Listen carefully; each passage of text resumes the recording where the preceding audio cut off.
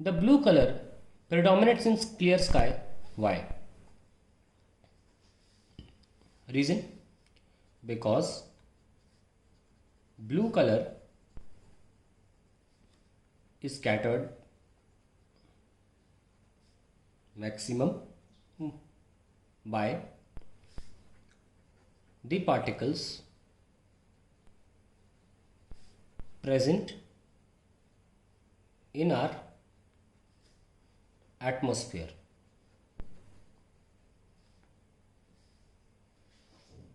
See, scattering, for scattering, one important criteria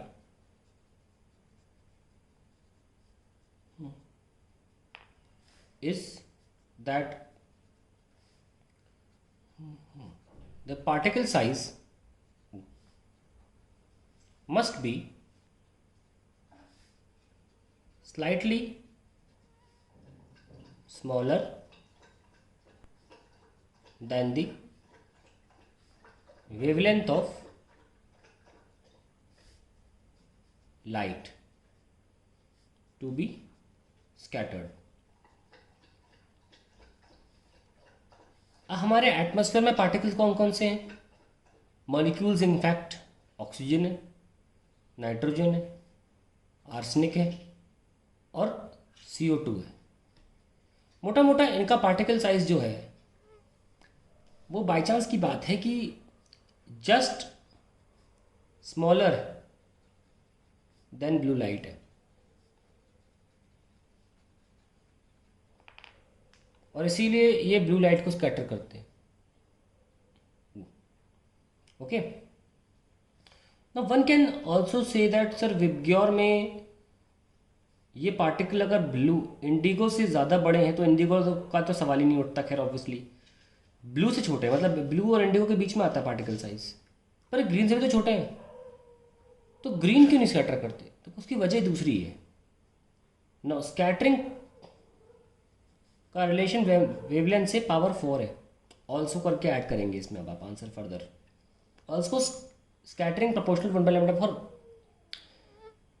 अब अगर wavelength बहुत कम हो, जैसे जैसे हम वायलेट से रेड की तरफ जाते हैं वेवलेंथ बढ़ रही होती, तो ब्लू की वेवलेंथ एक ऑप्टिमम लेवल पर आ जाती है कि पूरा स्कैटर नहीं होता। अगर कम होती, ये वेवलेंथ कम होती, स्कैटरिंग बहुत ज़्यादा होती, तो पूरा ही ब्लू स्कैटर हो जाता।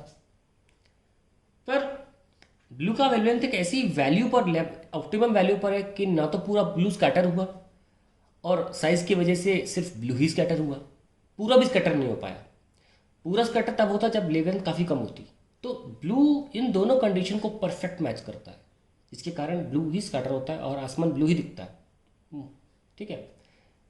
Now violet colour seen at the bottom of spectrum when white light is disperse by prism. जब प्रिज्म में हम वाइट लाइट एंटर कराते हैं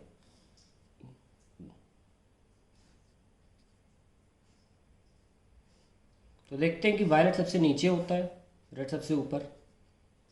उसका कारण ये है कि यही मीडियम वायलेट के लिए ज़्यादा ऑप्टिकली डेंजर साबित होता है। रिफ्रैक्टिव इंडेक्स का फॉर्मूला हम जानते हैं, लैम्डा से ये है Cauchy equation and higher order terms. हम लेकिन सिर्फ इतना सही फॉर्मूला ले लेते हैं, उससे मोटा मोटा रिलेशन पता चल जाता है। लैम्डा हम सब जानते हैं वायलेट की सबसे मिनिमम होती है इन सातों कलरों में, इसलिए म्यू सबसे ज़्यादा होता है। सबसे ज़्यादा म्यू होने की वजह से सबसे ज़्यादा डिविएट भी वायलेट होगा। तो क्या आंसर हुआ? Violet colour seen because of its high wavelength, small wavelength या high refractive, because of its high refractive index, and that is the final answer.